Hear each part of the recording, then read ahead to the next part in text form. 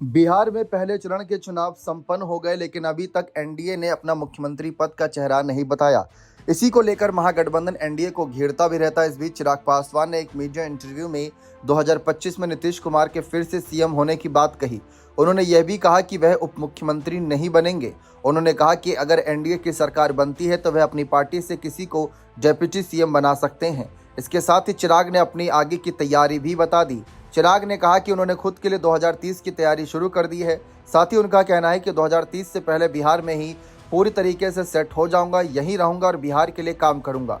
चिराग ने कहा कि 2025 में भी वह विधानसभा चुनाव लड़ना चाहते थे, लेकिन काफ़ी लेट तक सीटों का बंटवारा नहीं हो पाया, इसलिए समय नहीं मिला। उन्होंने कहा कि कम समय में खुद को चुनाव लड़ने की तैयारी करता या नॉमिनेशन करने से ज़्यादा अपने उम्मीदवारों के नॉमिनेशन के लिए तैयार करना ज़्यादा जरूरी था। उन्होंने कहा कि इस बार बहुमत के साथ एनडीए सरकार बनने जा रही है। अगले 5 सालों में बिहार का रोड मैप तैयार करना है। उन्होंने अपनी मां को अपना राजनीतिक सलाहकार बताते हुए कहा कि उनके आशीर्वाद के कारण ही वह आज यहां तक पहुंचे हैं। चिराग ने कहा कि मुझसे पहले वो मेरे पिता को भी राजनीतिक सलाह देती थी, हर एक मुद्दे पर बातचीत करती थी। मैं चाहता हूं कि वह सक्रिय राजनीति में आगे आएं। वहीं दूसरी तरफ तेजस्वी यादव पर निशाना साधते हुए चिराग पासवान ने कहा कि हर घर में सरकारी नौकरी देना हवा में बात करने जैसा है। प्रशांत किशोर पर चिराग पासवान ने कहा कि पता नहीं उन्होंने क्या सोच समझकर मुझ पर बयान दिया है। मेरे पिता जरूर केंद्र की राजनीति करते थे, लेकिन मैं बिहार के लिए ही राजनीति में आया हूँ। अभी केंद्रीय मंत्री के रूप में काम कर रहा हूं, लेकिन 3 बार सांसद बन चुका हूं। अब बिहार की राजनीति में सक्रिय होने के लिए यही पूरी तरीके से जल्द ही यहां पर कह सकते हैं रहना शुरू करूंगा।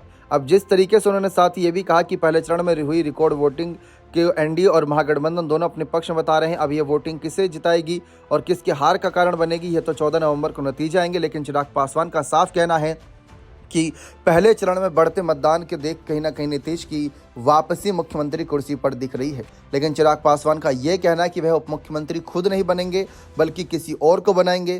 तो कौन हो सकता है? क्या इनके बहनों अरुण भारती हो सकते हैं या फिर कोई और? क्योंकि इन्होंने अपनी माता जी को भी लेकर जिक्र किया कि उनकी माता जी को भी कह सकते हैं कि जो सक्रिय राजनीति में आना चाहिए। तो क्या ये अपनी माता जी को उप मुख्यमंत्री पद के लिए आए करेंगे? यह भी देखना दिलचस्प रहेगा। बने रहें चैनल के साथ। बहुत बहुत शुक्रिया।